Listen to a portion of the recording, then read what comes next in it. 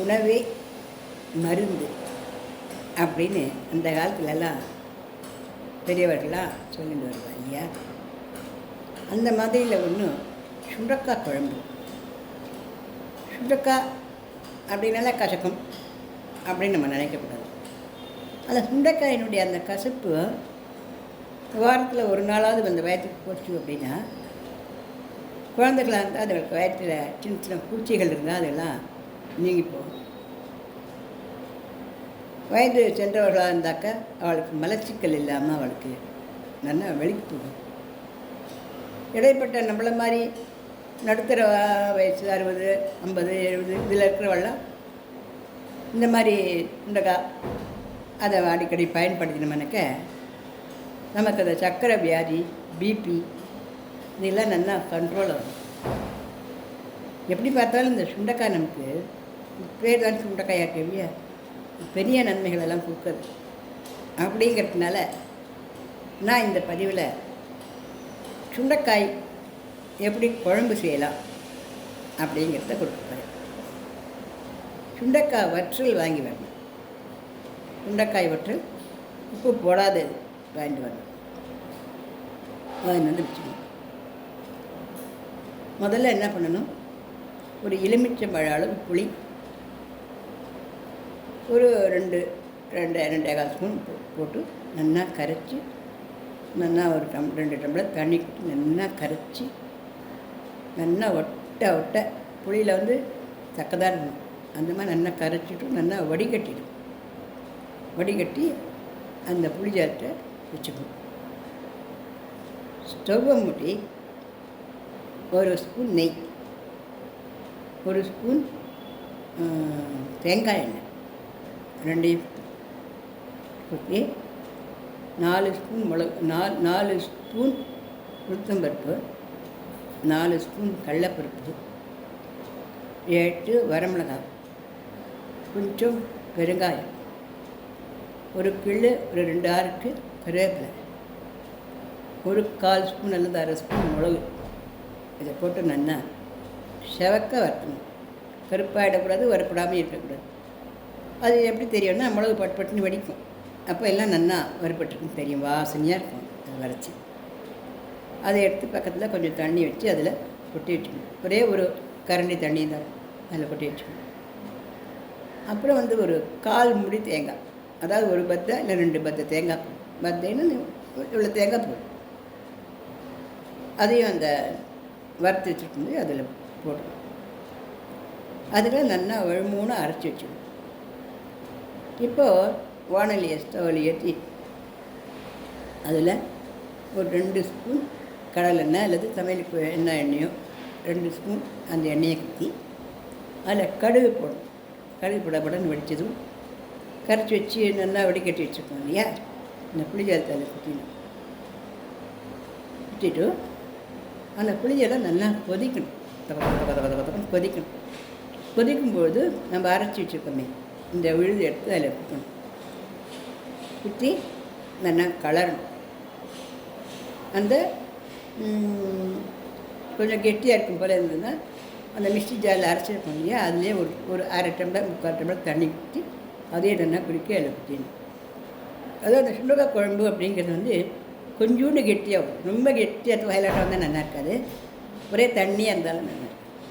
அதனால் கரண்டியாக வரும். இப்போ தோசை மாவு தான் அப்படி அந்த மாதிரி பதத்தில் தான் வரணும் இந்த சுண்டக்காய் குழம்புங்கிறது. இப்போ நம்ம கொதிச்சிருக்கிற அந்த புளி ஜலத்தில் நம்ம அரைச்சி வச்சது எல்லாத்தையும் போட்டு நல்லா கரைச்சி விடுவோம் இல்லையா. கரைச்சி அடிபிடிச்சிக்காம நல்லா கிளறி விடணும். கிளறி எடுத்துனா கும்முன்னு வாசனை வரும். அப்புறம் அதை எடுத்து கீழே வச்சுட்டு இந்த சுண்டைக்காயை கருப்பாக வரும், காந்த நாத்தம் வராது. கருப்பாக வறுத்தா தான் சுண்டைக்காயினுடைய எசன்ஸ் ஃபுல்லு இறங்கும். சில பேர் ப்ரௌன்ஸில் வறுத்து போடுவாள், அது அவ்வளோவா ருசியாக இருக்காது. ஆனால் கருப்பாக, ரொம்ப கருப்பாகவும் இல்லை, ஒரு மாதிரி ப்ரௌனாக டார்க் ப்ரௌனாக வறுப்படும். அது நெய்யில் டார்க் ப்ரௌனாக அப்படி வறுப்பட்டு கடுகோடு அப்படி வறுச்சி கும்முன்னு ஏன்னா மம்மி சுண்டக்காய் குழம்பு பங்காத்தில் அப்படி கேட்குற அளவுக்கு இருக்கும். அதை எடுத்து ட்ரைன்னு அப்படியே பக்கத்தில் வச்சுருக்கிற அந்த புளி உப்பு இந்த அரைச்ச கரைசல்கள்லாம் கரைச்சி கொதிக்க வச்சுருக்கோம் இல்லையா, அதில் ஊற்றணும். நல்லா கிளறி விட்டுட்டு கொஞ்ச நேரம் திறந்து வைக்கணும். கொஞ்ச நேரம் திறந்து வச்சோம்னா அதுக்கப்புறம் மூடிட்டோம். இந்த சுண்டக்காய் குழம்பு தோசைக்கு, இட்லிக்கு, சப்பாத்திக்கு எல்லாத்துக்குமே தொட்டுக்கிறதுக்கு கூட தொட்டுக்கலாம். இல்லை 2 கரண்டி சாதம் சுட வடித்து போட்டு நல்லா ஒரு கரண்டி 1.5 கரண்டி சுண்டக்காய் குழம்பு ஊற்றி ஒரு 1/2 ஸ்பூன் நல்லெண்ணெயை ஊற்றி கலந்து ஒரு சுட்டாப்பழத்தை வச்சுன்னு சாப்பிட்டா கூட அப்படியே நல்லா அவ்வளோ சுத்தம் சாப்பிடும். வயிற்றுக்குள்ள இன்னும் கெடுதோ பண்ணாது, சாப்பிட்டா மாதிரி இருக்கும். நாக்கு குளிர்ச்சியாக இருக்கும், மூக்குக்கு மணமாக இருக்கும், சாப்பிட்ட சுவையாக இருக்கும். சுண்டைக்காயை கூட கடிச்சு சாப்பிடலாம், கசக்காது. இந்த சுண்டைக்காய் இந்த குழம்பும் கசக்காது. ஏன்னா லாஸ்ட்டில் தானே நம்ம கொடுத்துருவோம் அந்த சுண்டைக்காயில்.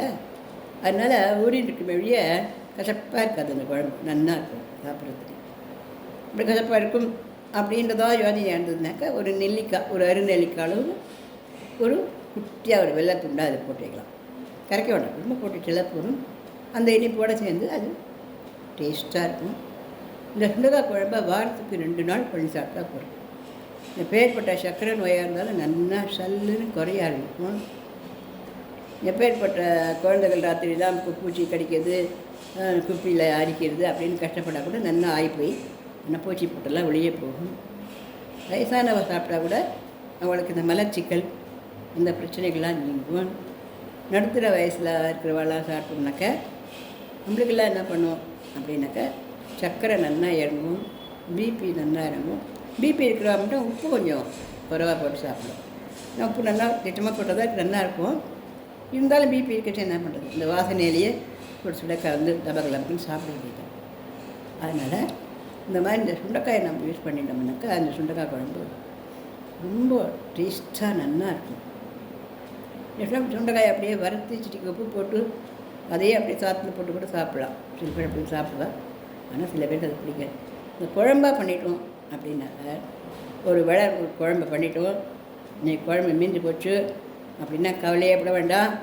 அடுத்து நான் எடுத்து அந்த குழம்பு சாப்பிட்டோன்னா முதல் நாள் சாப்பிட்டதை விட இன்னும் சூப்பராக டேஸ்ட்டாக இருக்கும். அதனால் சுண்டைக்காய் குழம்பு பண்ணி வச்சு அடுத்து நான் சாப்பிடணுன்னு ஆசைப்படுவோம். அந்த அளவு இந்த சுண்டைக்காய் குழம்பு ரொம்ப நல்லாயிருக்கும், உடம்புக்கு நல்ல ஆரோக்கியத்தையும் கொடுக்கும். இனிமேன்னா கடற்கடான்னு கடைக்கு போய் சுண்டைக்காய் வாங்கிட்டு வந்து குழம்பு பண்ணுங்க, மாமிக்கு ஒரு கிணி அனுப்பி விடுங்க, சரியா? இந்த பதிவு பிடிச்சிருந்ததுன்னா லைக் பண்ணுங்க, ஷேர் பண்ணுங்க, சப்ஸ்கிரிப்ஷன் கொடுங்க. ரொம்ப நாள் பாருங்க. சுண்டைக்காய் குழம்பு பண்ணுறது எப்படின்னு மொத்தம் தெரிஞ்சுக்கணுங்க. சுண்டைக்காயை வறுத்து இன்னும் அதோடு நிற்கக்கூடாது. நீங்களாம் நிறைய சப்ஸ்கிரிப்ஷன் தான் கொடுத்துருக்குங்க, ரொம்ப சந்தோஷமாக இருக்குது. ஆனால் நீங்களாம் ரொம்ப நாள் பார்க்கவே இல்லை அப்படிங்கிறது எனக்கு ரொம்ப குறையும். ஆனால் நிறைய நாள் பாருங்கள். தேங்க்யூ.